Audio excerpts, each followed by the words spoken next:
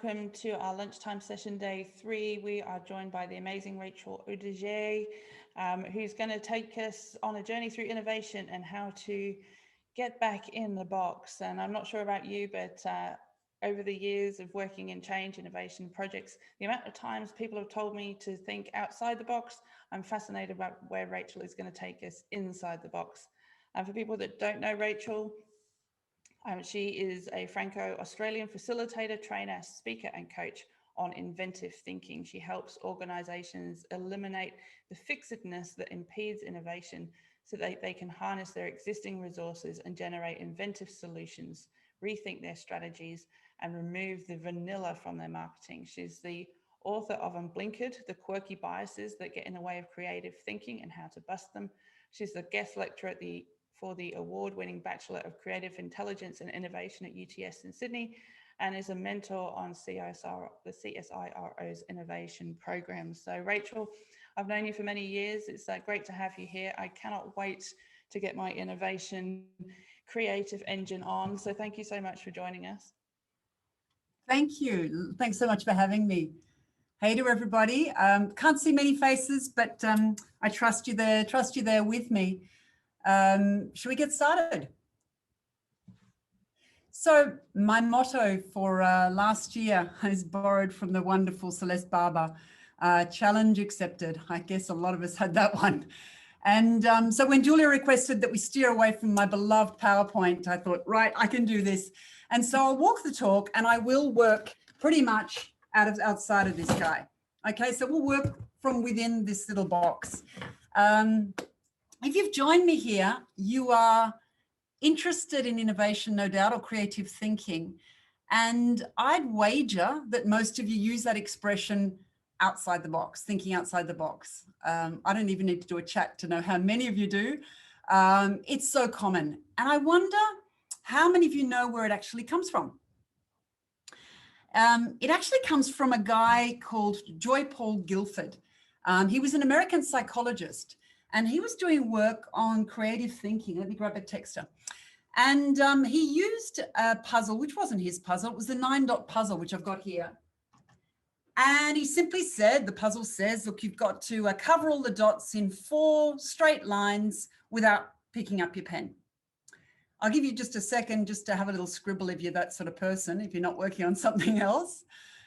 And what he found in this little study was that people couldn't get there, because in fact, the solution lay in going outside the square. So if we take it, I'm not usually going in this direction. Okay, so here we have, if you can see that stroke, there was this big outside the square moment, and this language picked up back in the 1970s, and it's become part of our vernacular. The essential idea being that to get to really cool ideas, we have to go outside of this, in this case, virtual square.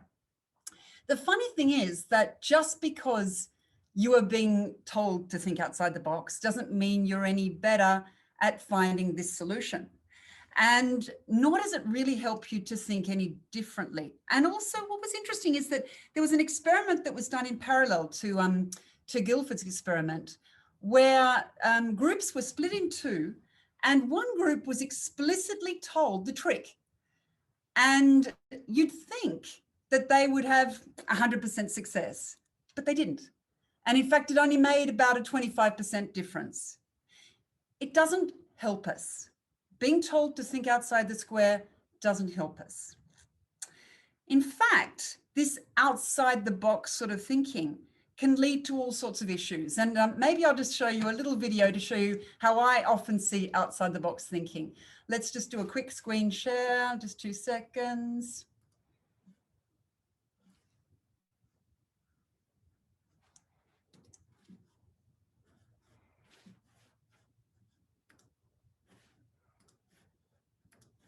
Here we go. It's never 2 seconds, is it? Experience more enjoyable. We'll rent Jaguars, town cars. And the Grand Marquis for $49. Oh, the cars will have leather seats, a CD player. And aromatherapy candles.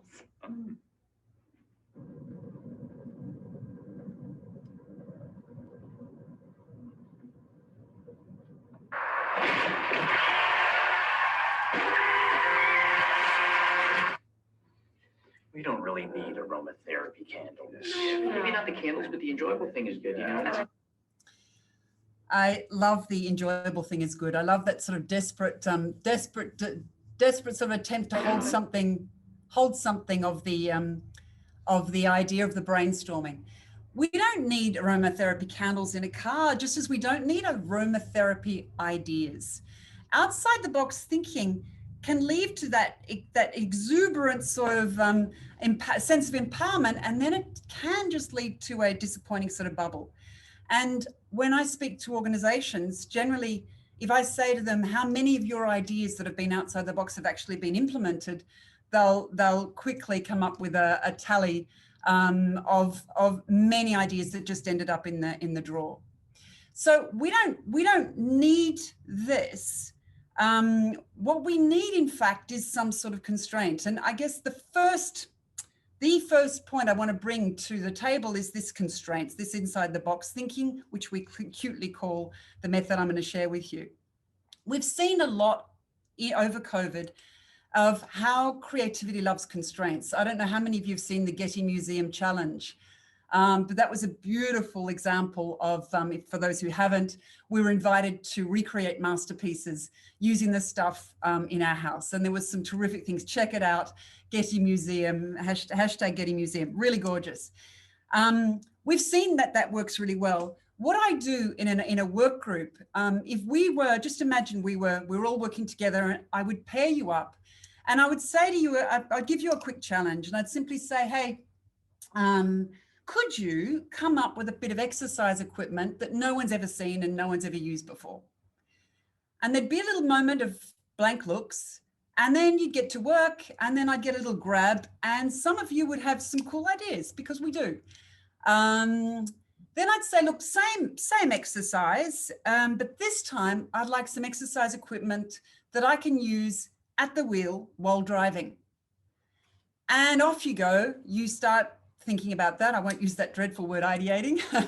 You start thinking about it, and then I'll get another grab. Now, what I'll find is that those ideas are stickier. They are more tangible. But what's more interesting is when I ask you a little bit of metacognition, what went on, let's think about the thinking, which exercise do you prefer? 80 to 90% of the time, they're always outliers, you will say the second one was easier.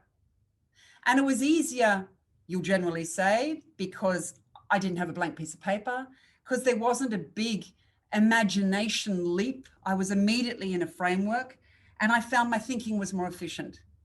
And what I notice as a facilitator is that the room is noisy for the second exercise, that you go straight to the task, and that you are more effective, more efficient, and that the ideas sound more implementable.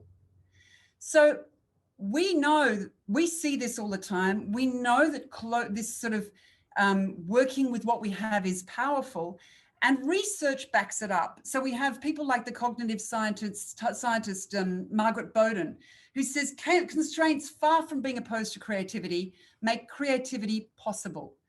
Random processes lead to first-time curiosities, not to radical surprises. So some of you may know the story of Apollo 13.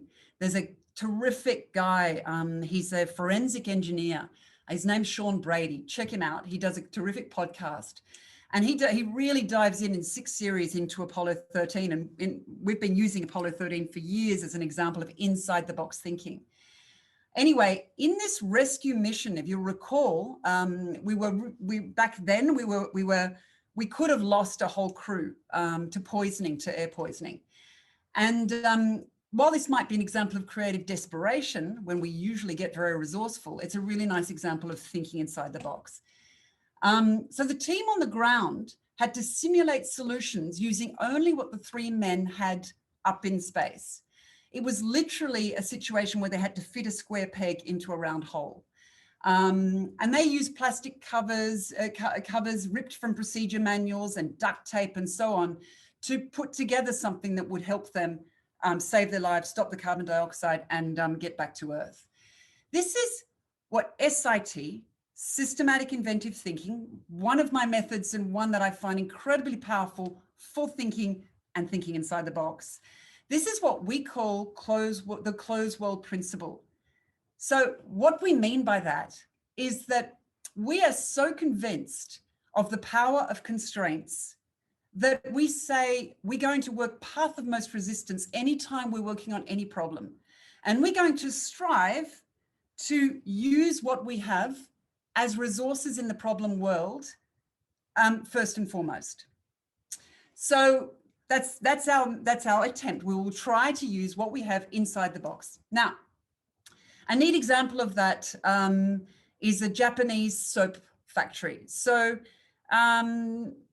we're in Japan. We're in this factory, and the CEO receives a message that's come up through the ranks from an unhappy client. And basically the letter says, look, we've got a batch of boxes that are empty. And it's outrageous, and you've charged us the same amount, and da-da-da-da-da. And the CEO, of course, calls for a task force, and they do a bit of out-of-the-box thinking, and they come up with a solution and say, we're going to man the conveyor belt, we're going to have an X-ray camera at both ends, and a person as well at both ends to make sure that never happens again. It's embarrassing. So they set that plan in motion. It's going to cost $250,000, and off they go. But the next day, there's a chap out, and it's a hot day, and he's out at the belt packing the boxes, and a box flies off. And I guess you can guess the rest. What he's done is he's turned a fan onto the conveyor belt, and none of the other boxes fly off. He checks the box, it's empty, and he's got this inside the box solution. Now, we don't all work with conveyor belts, soap boxes, and fans, but what we find over and over in project work, in a range of different sorts of things around processes, systems, design, products, is that we smart people we miss resources. We have blind spots when it comes to the stuff we have right in front of us. So this inside the box thinking only works if we can, in this case, imagine different functions for different things. And that might include functions that no one has imagined before. And the problem is we have this blind spot. We have something that is stopping us from doing that. And maybe I'll just go into what that is. It's actually a bias that's extremely powerful. Now, in innovation, every time we try to think differently, there are at least 36 biases at play. Steve Glaveski, one of the thought leaders here in Melbourne, says, look, there are 100 biases when we just try to think. So there's a lot going on, and this is part of what I've been looking at in the book, but there's a lot going on all the time, but there are about 36, but there's one family of biases that is a major inhibitor to thinking differently, and that is what we call cognitive fixedness. Cognitive fixedness is our tendency to lock stuff in, to get stuck really, to lock stuff in and not be able to see alternatives, okay? Now, really this came from a terrific experiment. The first version of cognitive fixedness came from an experiment from a cognitive scientist called Carl Duncker. And Duncker pulled out these three things. Now, you should all be able to see. I have a box of matches. Australians will recognize a box of redheads. I've got some thumbtacks, and I've got a candle. And Duncker said the following. He said, all I want you to do is I want you to get the candle alight using just these things on this pad of paper. All right. First group had that. Now, the second group had something just slightly different. Same task, but the big difference was this. They saw this. And they went 80% faster.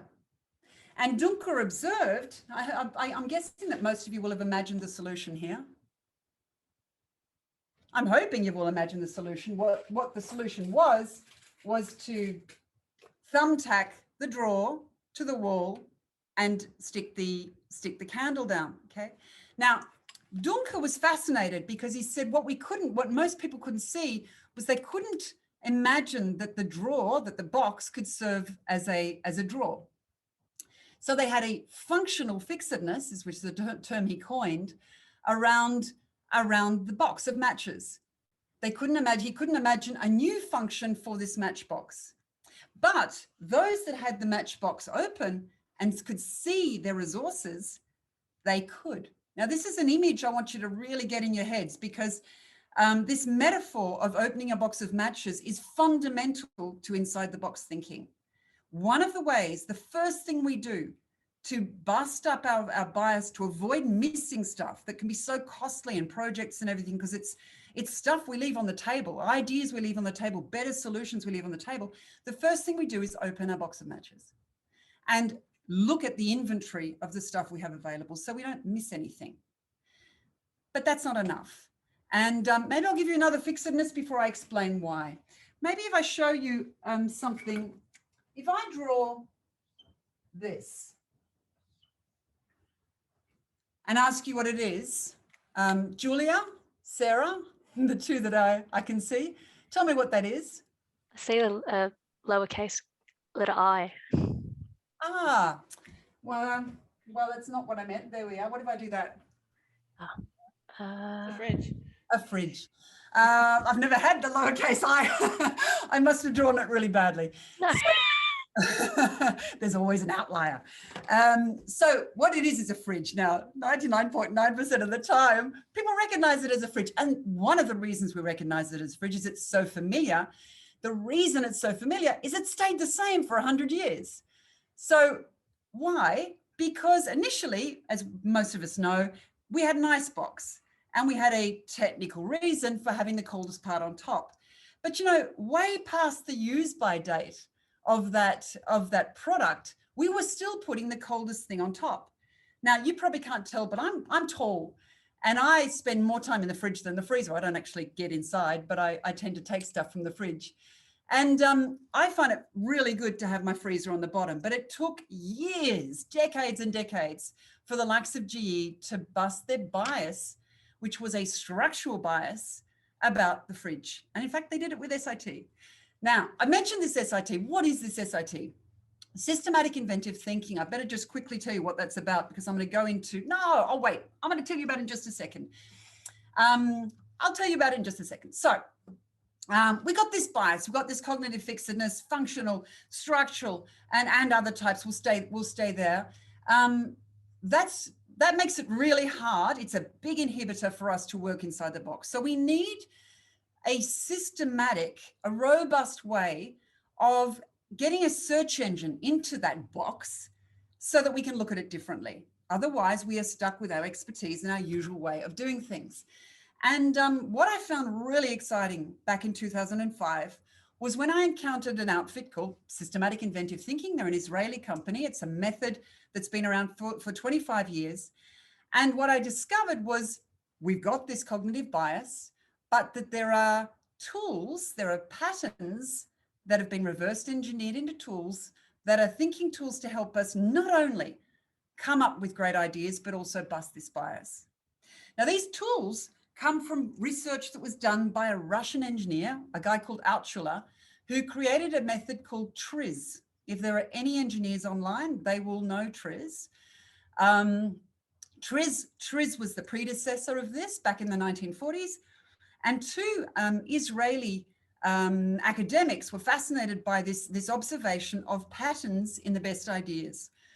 And so they looked closely at this method and looked for a way of making it really learnable and easy to apply and so on. And they really, whereas TRIZ had identified 40 patterns, it was a lot to get your head around. SIT said, you know what, there are really 5 templates that cover 70 to 80% of the best ideas. And if I have a template that I can see in the best ideas, if I reverse engineer it and give it to people and plug it into their closed world, they probably have a good chance of coming up with something cool. And in parallel, as I said before, what if it also served to bust a bias? Now, why don't I give you some examples of what I'm talking about? What are these templates I'm talking about? So inside my little box, I've got my first one. So we probably all recognize that. That's the Apple iPod. When Apple came up with this little guy that some of you may remember, so your little Ipod Shuffle. So we went from this to this. What disappeared? Sarah and Julia, anyone is free to answer, by the way. You can come off, you can put your video on. Yeah, so this, thanks Nosh. So the screen disappeared. Absolutely. It's really obvious there and you're spot on. It is the first thing you think of. There's another thing as well, which is the choice of music. So two aspects that we might have perceived as being essential were removed. And we probably didn't ask for that. If anyone's read Steve Jobs' biography, we weren't asked very much. It wasn't sort of all about design thinking. It was really inside out innovation. So we removed both and some of us realized that although we thought this was really cool, some of us bought this because we wanted a little thing that we could pop into our shirt or into a holder and jog with. And in fact, we found the surprise of the shuffle kind of cool, and it broke the routine.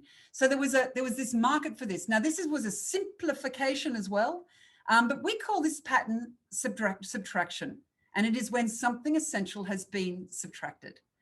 And this one is a brilliant one for breaking this fixedness that I talked to you about. Now, where am I here? This fixedness that I told you about, this structural fixedness. So subtraction, awesome on structural fixedness. We know that. We use it a lot on products and so on. The next one is division. And division is where we separate the components. So we pull out the matches and we move something in time or space.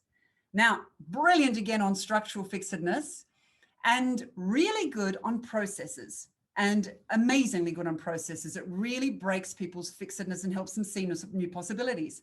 I have a product here, which is a product of division. So what happened conceptually is we took the spout and we put it on the bottom. And that had all sorts of benefits. Of course, all these things are screened for benefits. Why would that be good? Well, if you were someone who lived back in the day when we only had glass bottles, my mum used to put water into a tomato ketchup when it was nearly empty, and it was revolting. So that's what you'd be pouring on your meat pie, and you'd be there shaking and everything like that. So this was a really terrific little idea.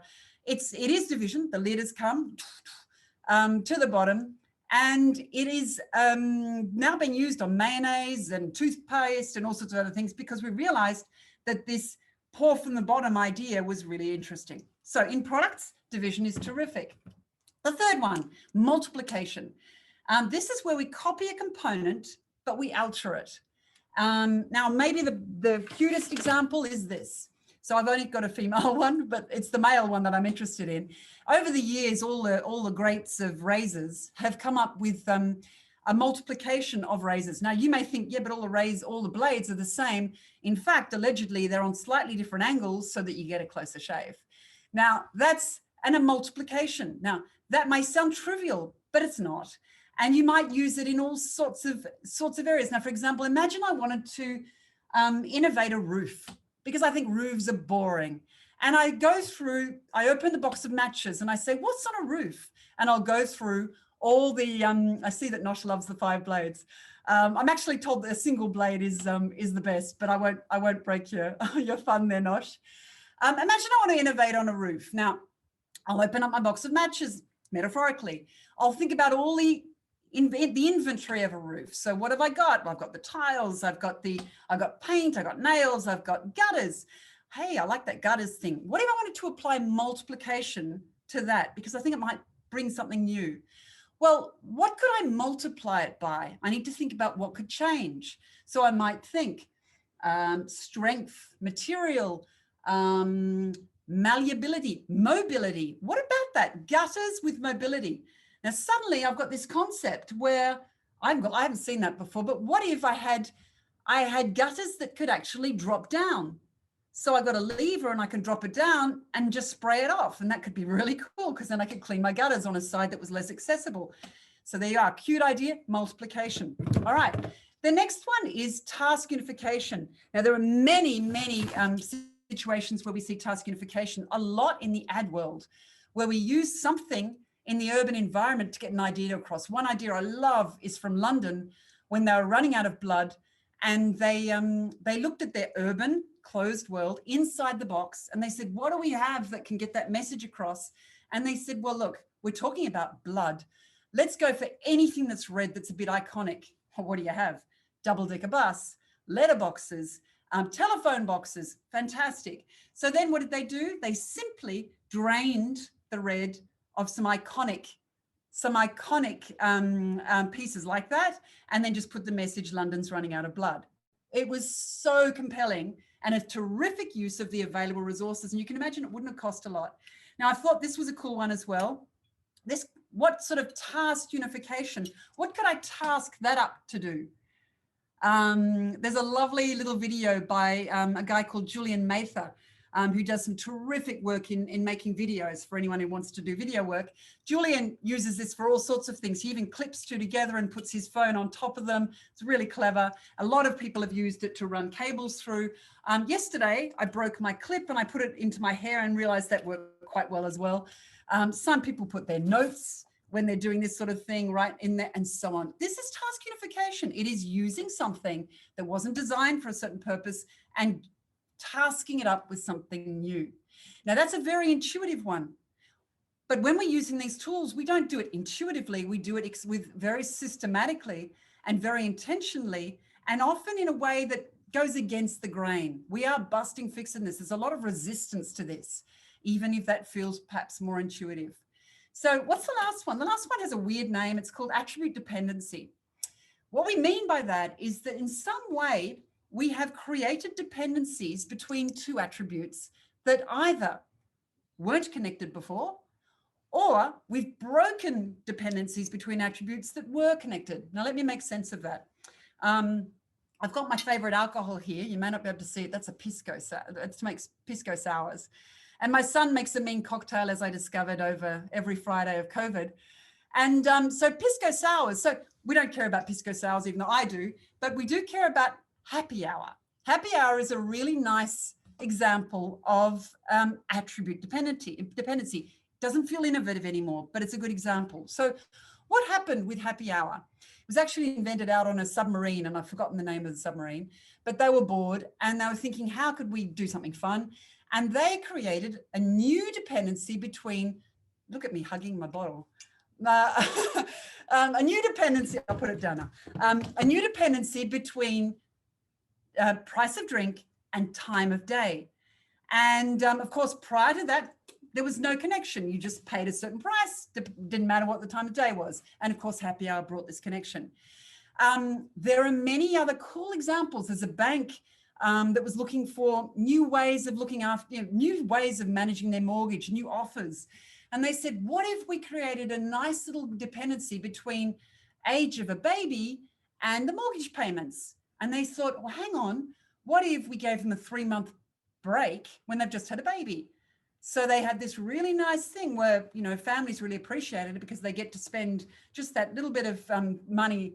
They're still going to pay their mortgage, but they've just got a bit of a pause to give them a break to go and spend on prams and so on, which is nice. The other idea, I said, you can also break it. This is a perfume I love. And it was a really nice example, it still is, a really nice example of attribute dependency. What happened here was that Calvin Klein broke the connection or the dependency between gender and scent. Really nice example of attribute dependency. We use matrices to do this, to really line up all sorts of strange things to see whether we've missed something. Because in a big project, the idea is to scan for this bias that we know is there using these tools.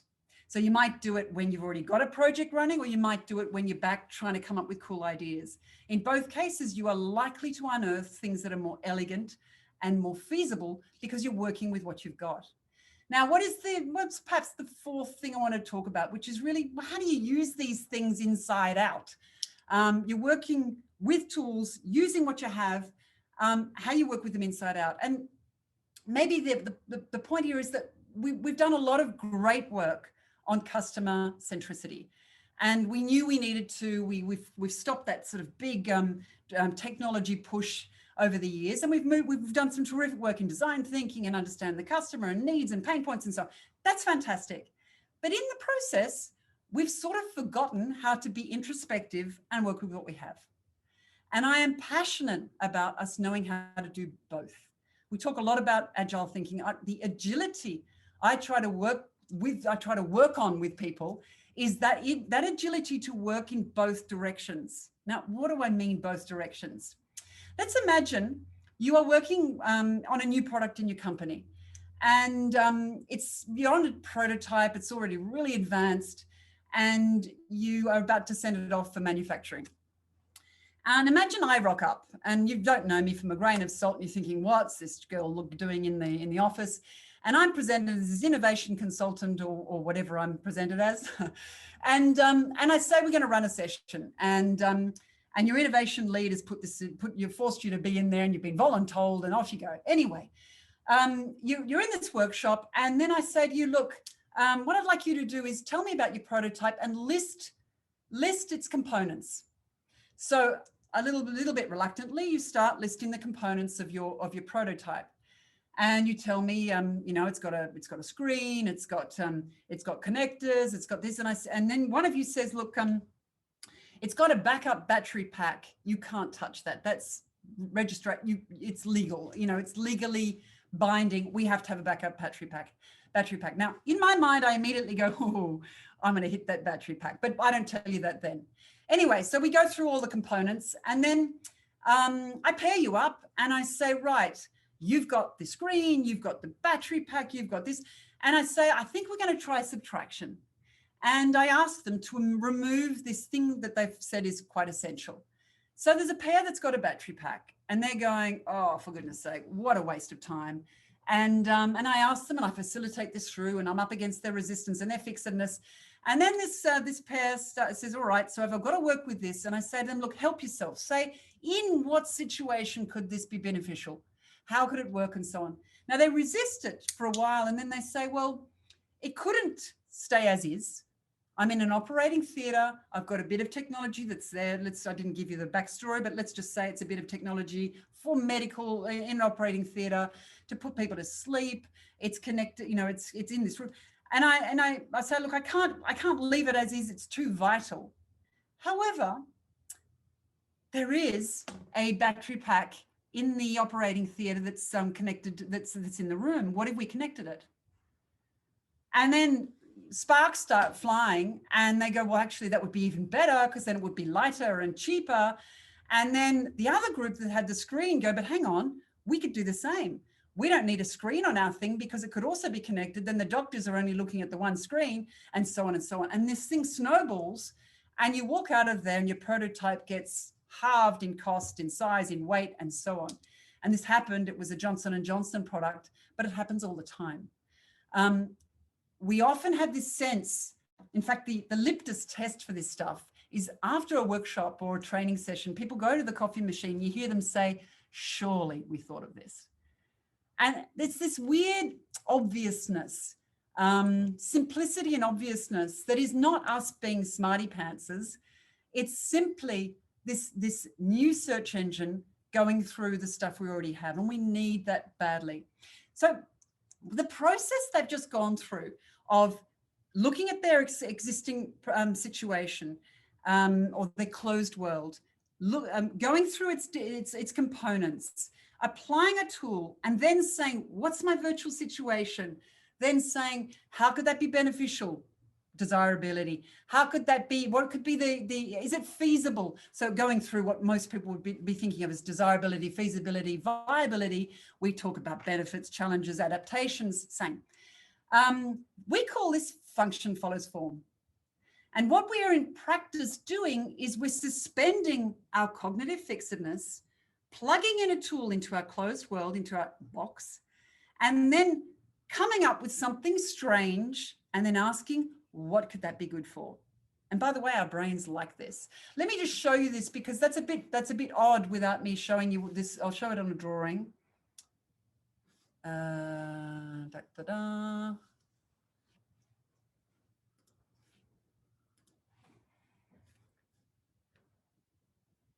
Julia, could you just nod and tell me you can see a diagram there? Yes, super. So this is what we're talking about. This is function follows form.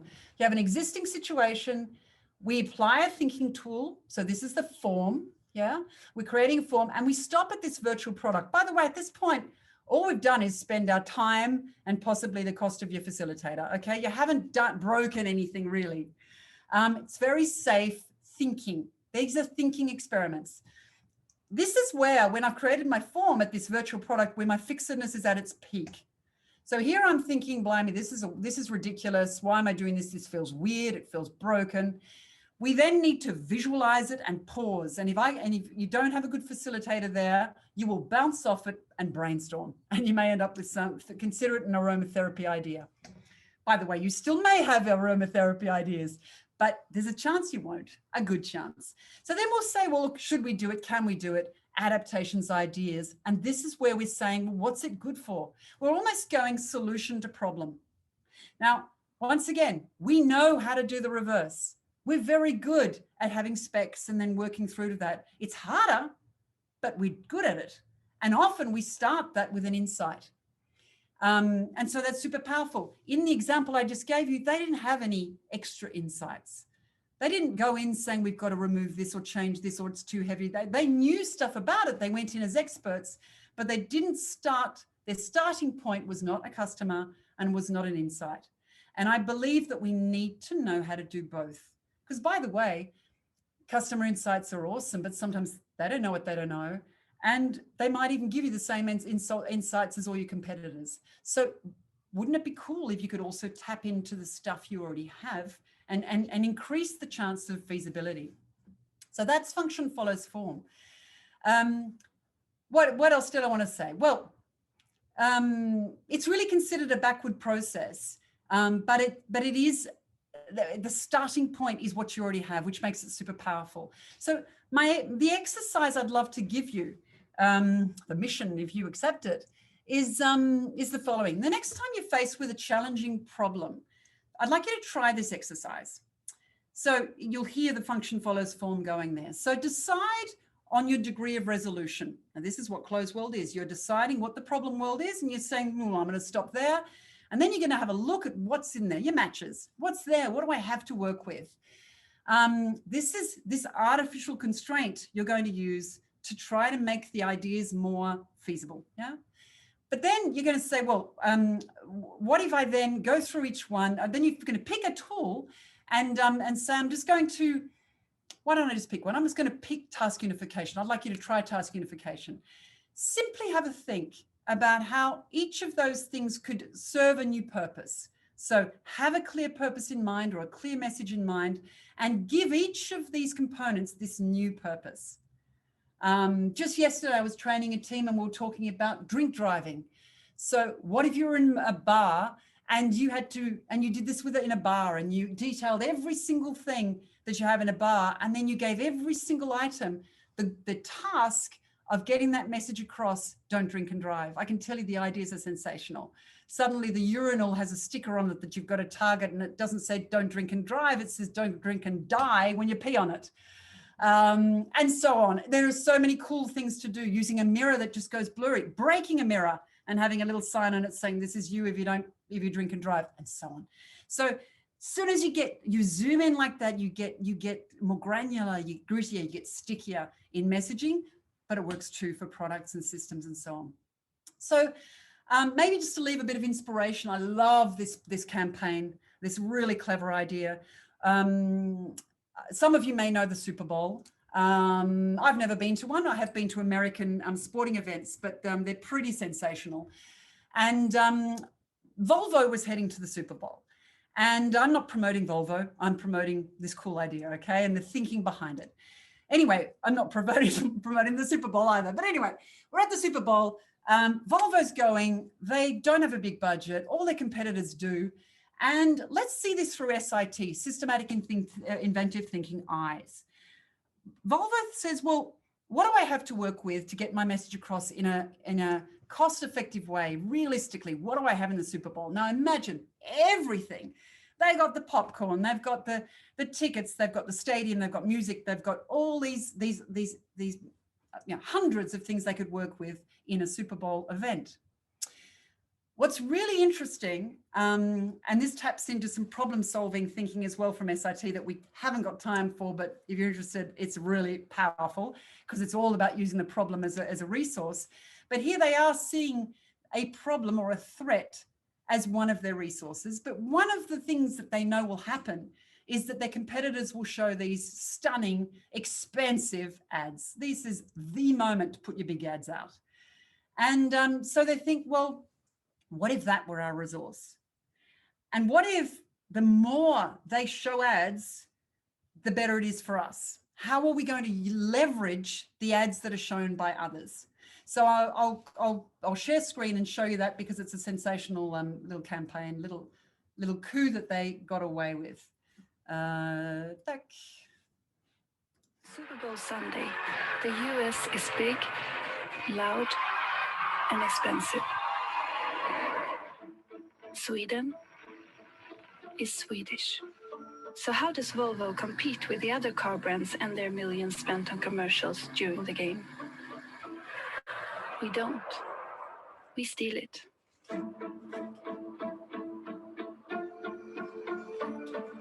When you see a car commercial during the game, any car commercial, not Volvo, you can tweet using the hashtag Volvo contest. The interception was simple. Their commercials would give you a chance to win one of our cars for someone you love. Just tweet their name to Volvo during any car commercial. When Mercedes wanted you to look here, people immediately went here. When Lexus spent 4.5 million for this, Twitter looked like this. Shifting the social conversation to Volvo. With up to 2,000 tweets per minute every time their commercials aired, we changed the Super Bowl conversation from one loud 30-second roar to an ongoing conversation about Volvo that lasted the entire game. We were the only car company to trend both nationally and globally. So they weren't advertising on TV, they were letting all the other car companies do that for them? And just like that, their millions of dollars worth of car commercials turned into a social conversation about Volvo, helping our XC60 to a 70% sales increase the month following the game, the highest in its segment. Yeah, so super powerful when you are much more granular, when you take the time to say, well, in a more innovative way, more robust way, what have I got to work with? I'm convinced, and everything I'm doing in my work here, particularly with this method, shows me that constraints are not a barrier to creative thinking. And in fact, your brain works harder and smarter. Sometimes the more you bring those artificial constraints in, they're a framework for it, and they give us the freedom to get to truly innovative solutions. Thank you. Thanks so much, Rachel. I could listen to this stuff all day. Like, I actually just want to go and like grab a room and start putting stuff up and thinking. you always bring such a refreshing angle on something that, as you said at the start, can feel overdone sometimes. You know, like when people say, "Oh, you know, let's have an innovation workshop or an ideation workshop," it's almost become, oh my God, eye roll, you know, let me go grab my Post-it notes kind of territory. Whereas actually, I agree with you, the constraints actually provides, and some of the tools that you talk about actually provides a different and refreshing perspective on things. And a lot of people have asked since VID19, you know, what was it about that idea that suddenly made it work? And I was just looking at all of your tools, and I'm like, well, subtraction was, well, what would I take away when you think about a normal conference? What am I taking away? It's like, well, I don't have to worry about a conference center. I don't have to worry about bad food. I don't have to worry about show bags. I don't have to worry, like, there's lots of things that I took away. So people say, well, how were you able to do it in 3 days? And I was just like, well, there's a lot when you actually strip it back to what you really need. It's actually quite simple. And again, you know, things like multiplication, people said, well, why is it 19 days? I was like, well, people sit up and pay attention to a 19-day conference. Like, who's crazy enough to have a harebrained idea for not, like, and run a conference for 19 days? And I'm like, yeah, that's, yeah, that was me. It was harebrained, but people, like you say, people stood up and paid attention. Whereas if it had been 1 or 2 days, it would have come and gone like every other conference. So some really great things in. I think people are often talking about sprints, but they're not sprints, they're marathons, and we can be a lot more efficient. Yeah, no, I agree. And for people, I know you've already popped the address in the web, in the your web address in the chat. We'll also put that in the community. If people have got any questions, we've probably got time for 1 or 2. If you want to grab Rachel's book, head to rachelaudigé.com. It is called Unblinkered, and it really refreshing. I think particularly after last year, where, thank you, where a lot of people, we spoke a lot this morning about change and how much changed last year, and some of that being a reaction to what happened, but also that there is still many opportunities in the future to use last year for good. And even the constraints that have come out of last year, as you say, have created so many wonderful things. So you're seeing an uptick in this sort of systemic inventive thinking. It's hard to say, isn't it? Is there an uptake? I find that there is always an aha. When people come across it. I mean, I'm bringing it to Australia, so it's not that well known in Australia, although it's been used by some big companies, the Thales, the Mondelez, the Ford, and so on. So RACV here in Victoria, and lots of great clients, but it's not that well known, but it deserves to be. And my passion is to see people have an innovation, what I call an innovation shadow board, where they have a sense of, you know, those silhouette boards that my dad had one in his garage, where each tool's got its place and you know what they're good for. And I know when SIT is powerful, when it's got its sweet spots and when it doesn't, because each tool's got its sweet spot. So I'd like to see more organizations embracing a range of methods and tools so that they are able to bring the search engine in that they need. But this one is absolutely one that you need when you want to be using what you have and you need to be thinking fast. This is pretty powerful stuff. Yeah, particularly when some of the constraints might be financial or resourcing, like we've seen over the last year. So a couple of questions have come through, lots of great feedback. And one from Pip was saying, how can you feel more innovative when you're so close to the subject matter? Yeah, and I love that.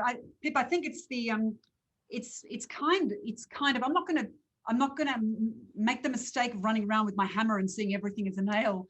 It's partly fixedness that's at play. There's all sorts of other things that are going on, but fixedness is going to be part of that. We get so accustomed to our worlds, to our closed worlds, our boxes, that we can't see other ways of doing things. And that's why I really believe passionately that it's helpful to have someone come in and bust it up.